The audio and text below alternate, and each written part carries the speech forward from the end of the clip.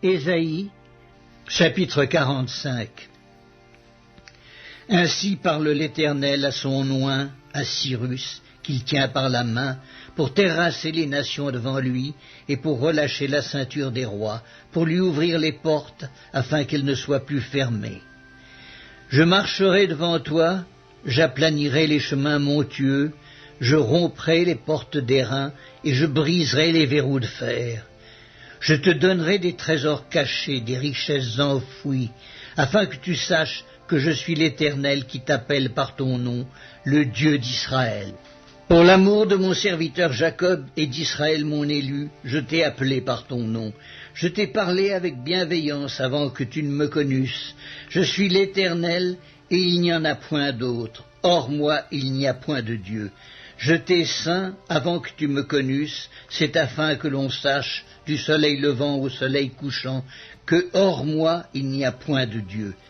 Je suis l'Éternel, et il n'y en a point d'autre. Je forme la lumière et je crée les ténèbres. Je donne la prospérité et je crée l'adversité. Moi l'Éternel, je fais toutes ces choses, que les cieux répondent d'en haut et que les nuées laissent couler la justice. Que la terre s'ouvre, que le salut y fructifie, et qu'il en sorte à la fois la délivrance. Moi l'Éternel, je crée ces choses. Malheur à qui conteste avec son Créateur. Vase parmi des vases de terre, l'argile dit-elle à celui qui la façonne, que fais-tu? Et ton œuvre, il n'y a point de main? Malheur à qui dit à son père, pourquoi m'as-tu engendré? Et à sa mère, pourquoi m'as-tu enfanté?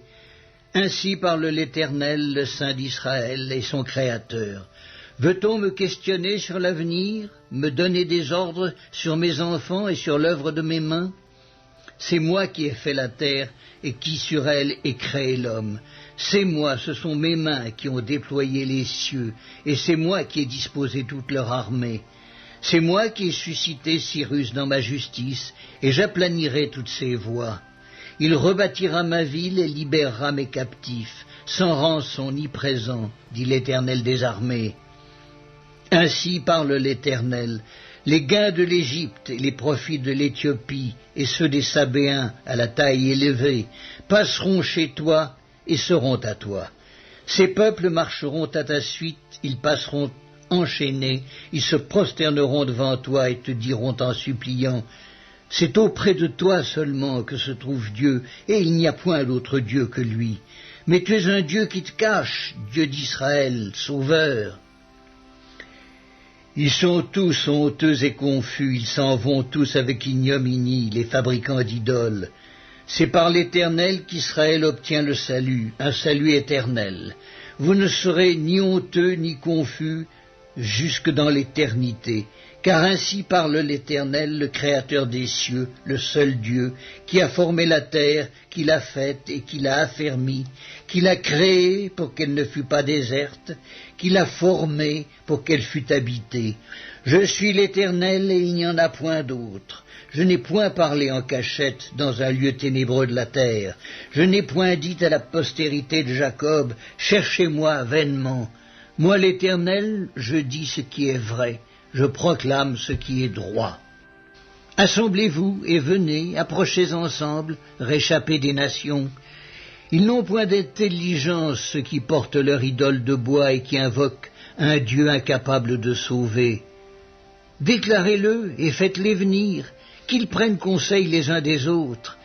Qui a prédit ces choses dès le commencement et depuis longtemps les a annoncées? N'est-ce pas moi, l'Éternel? Il n'y a point d'autre Dieu que moi, je suis le seul Dieu juste et qui sauve. Tournez-vous vers moi et vous serez sauvés, vous tous qui êtes aux extrémités de la terre, car je suis Dieu et il n'y en a point d'autre.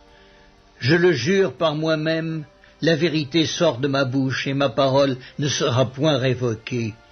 Tout genou fléchira devant moi, toute langue jurera par moi. En l'Éternel seul, me dira-t-on, réside la justice et la force. À lui viendront pour être confondus tous ceux qui étaient irrités contre lui. Par l'Éternel seront justifiés et glorifiés tous les descendants d'Israël.